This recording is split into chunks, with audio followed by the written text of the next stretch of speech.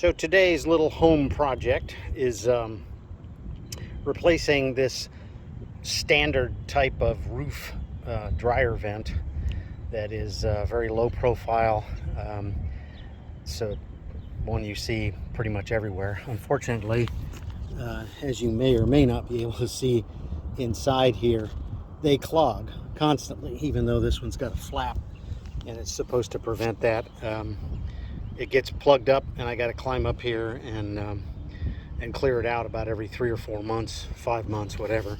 So I'm going to replace it with something called a dryer jack. It has a relatively unique design that has a flap inside that hopefully you can see this. Once the air starts flowing, this flap opens all the way up and matches the inside contour and basically gives you zero restriction of your dryer air coming out. As you can see, it's quite a bit larger, and so the plan here is to take this this here metal cutter. I'm going to cut the outer housing off of that aluminum one there, which will expose the 4-inch pass-through tube, which will then hopefully line up very nicely with the dryer jack's 4-inch opening.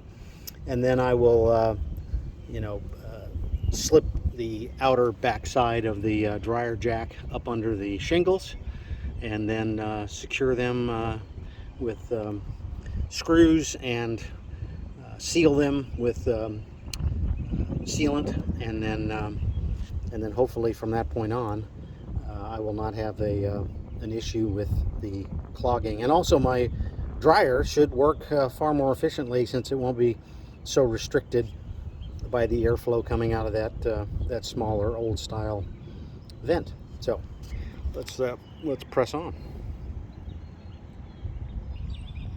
Naturally, with our new solar panels are kind of in the way, so I managed to cut through the backside by slipping my grinder under the solar panel.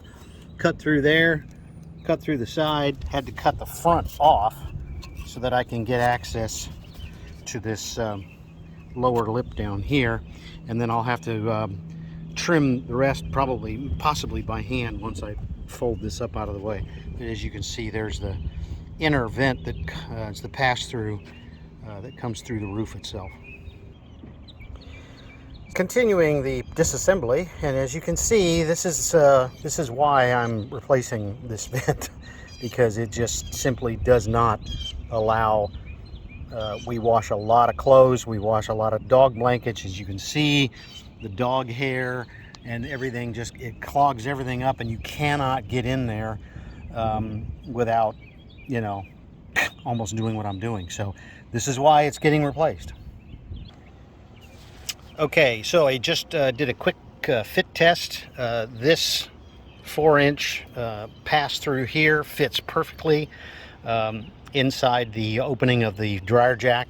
I am going to need to take these edges down as close to the shingles as I can to get the best seal possible. So that's next step. So I have pretty much cleaned off, took the whole skirt off.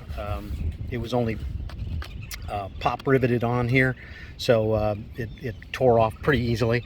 I am going to utilize some foil tape to try to clean up these ragged edges here from when they put the tubing through. I don't know if it's going to help or not, but it can't hurt, so I'm going to go ahead and do that, and then we'll start peeling up these shingles and getting ready to put this new vent on. So we're getting ready to put in the final installation of this thing. One of the things that in the instructions they give you for installing it when you're going through an existing roof is that you got to make sure you get up underneath this row, which is actually the end of the vent skirt, actually goes up to about here. So you've got to work your way up underneath all these along here. Sorry. To make sure that when you finally slide it in to install it permanently, that you've got it up underneath enough shingles. Now I had to you know, break off because these are 15-year-old shingles, and they may, you know, I'm going to have to reattach them with the roofing cement. But that's kind of what you're going to have to do if you're putting this into an existing roof. So I'm going to go ahead and, you know, clean this up, put a real thick, heavy bead around this these shingle edges here. Then I'm going to, you know, put a whole bunch up underneath there, not under here, but under this one to start. And then once it's up in there, and of course you gotta do the same thing here. You gotta just tons of it, because it doesn't want to sit perfectly flat. You'll have to screw it down and seal it that way as well. So it's just a matter of you know, making that all happen. Something I have failed to mention is that when most of these vents that you see up on your roof are going to be steel, galvanized, meaning they're going to be a lot easier. I'm sorry, a lot harder to cut through. When we had our renovation done on this house and we did the roof, we required them to utilize aluminum vents for the house to avoid the corrosion problem that you have down the road here in Florida. So as you can see, this one being aluminum, I could kind of bash it down, you know, easily to make this thing fit snug on top here. You probably won't have that unless you did what we did and demanded aluminum instead of galvanized steel. So just FYI on that. We have laid in the roofing adhesive, and again thrown a big bead around the underside of this puppy, and then we'll slide it in, position it, and then begin the final attachment. I'm using brass wood screws with a stainless steel washer and then sealing around it. There's 4 insertion points for screws that are in the skirt itself, and apparently that's all you need. So that's what I'm using, just to avoid the corrosion problem down the road. All right, well, it ain't pretty, but it's in. And now I'm going to give the wife a call and have her fire up the dryer and see if it does what it says it does. And there we go. Now, I have to say that I am a little disappointed in the fact that the vent does not rise as open as the advertisement video that I saw. However, what I can tell you is that chunks of lint and such are flinging their way out from under there, and it seems to be. I'm gonna tell myself there's a lot more airflow coming out than there was before. Now, again, this is for roof venting, which is unfortunately necessary at our house. And there you can see more lint thingies are flinging out. So I'm going to call it a success. I'll really call it a success after the rain comes in later on today and we don't see anything leaking. But I can't believe it's going to, with all that goop I put on it. It's in there as good as it's going to get. So anyway, hope this video has helped you make a choice. The cost for me, I had to order this from a place. I'll try to remember to put the link or something in the video. I had to order it. It was total price was $60 delivered to the house. They were right on top of it. No messing around. I ordered it. It was in the mail, UPS, and got it within about a week or so. And so here you go. This is the Dryer Jack roof vent. Hopefully you can see that in lovely embossing there. And as you can see, it's a dirty job, but I know it was cheaper me doing it. So anyway, best of luck on your repairs, and we'll see you next time.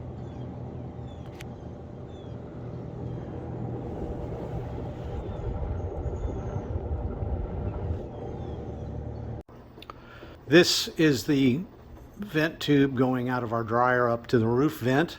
It used to go this way and then down through a tube and then back and underneath and into the dryer down here. So today I went ahead and secured and then cut holes, notches in the shelves that run back there so that I can go straight down and make a straight, almost vertical with little or no bumpage. And that's just what came out of the actually not even this tube here that I vacuumed out. So this came out of just the section that used to go from here to here from that length, and it brought all that. Anyway, here we go with the I've never done it from here, so this is all kind of new. So just kind of keep an eye on what comes falling out of here, and you'll see, as you can see, it's a lot. And I've done this, I probably did this, I don't know, 8-10 months ago. So I know they say you should do it more often. Of course, to do this, I have to move the entire dryer out of the way and disconnect the hoses and all that. And so no, it doesn't get done as often as it should. However, at least it's getting done. And another cool thing about this brush is that you can attach it to your drill and then run the drill, and it spins the brush inside the ductwork to get the best scrub possible.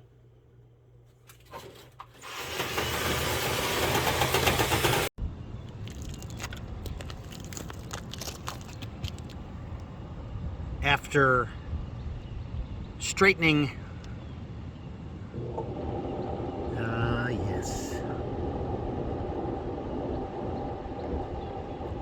after straightening the ductwork and running the bottle brush to clean out the ductwork, you can see a substantial improvement in the opening of how well the flap comes open. So just as a personal aside here to all of you, cleaning your ductwork, straightening your ductwork, as you can see, has an obvious advantage and improvement.